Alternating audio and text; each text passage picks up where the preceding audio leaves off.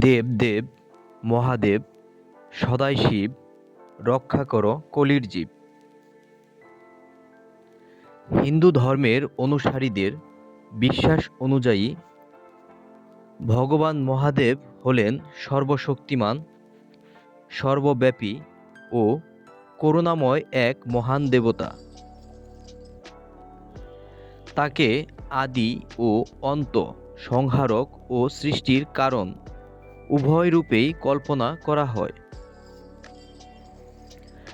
ভগবান মহাদেবকে বলা হয় ত্রিদেবের একজন, যেখানে ব্রহ্মা সৃষ্টিকর্তা, বিষ্ণু পালনকর্তা, শিব সংহারক ও পুনর্নবীকরণের দেবতা। তবে শিব কেবল ধ্বংসকারী নন, তার ধ্বংসের মধ্য দিয়েই নতুন সৃষ্টির পথ তৈরি হয়।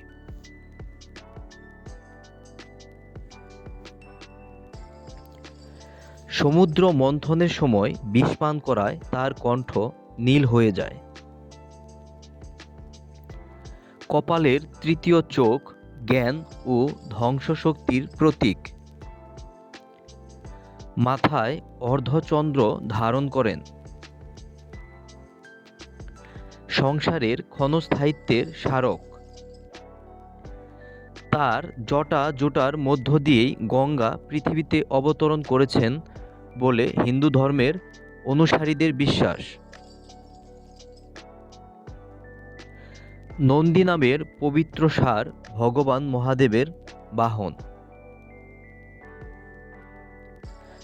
ভগবান মহাদেবের অজেয় অস্ত্র ত্রিশূল ও ডমরু। ডমরু থেকে সৃষ্টি হয়েছে নাদ, যা থেকে শব্দ ও সৃষ্টির সূচনা। ভগবানের পত্নী হলেন দেবী পার্বতী। মাতা পার্বতী দেবী দুর্গা ও কালী রূপেও পূজিত। ভগবানের দুই পুত্র গণেশ ও কার্তিকেয়।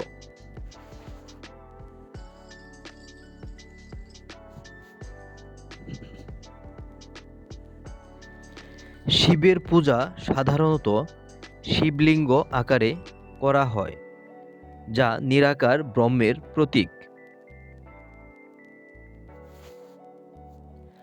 মহাশিবরাত্রি শিব ভক্তদের সবচেয়ে পবিত্র উৎসব।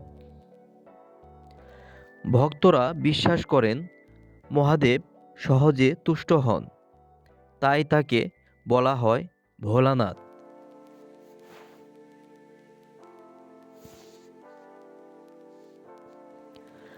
মহাদেব ধ্যান, ত্যাগ ও বৈরাগ্যের প্রতীক। তিনি সংসারী হয়েও যোগী, আবার নির্জনবাসী হয়েও সংসারের রক্ষক। তার মধ্যেই লুকিয়ে আছে জীবন মৃত্যু সৃষ্টির গভীর তত্ত্ব।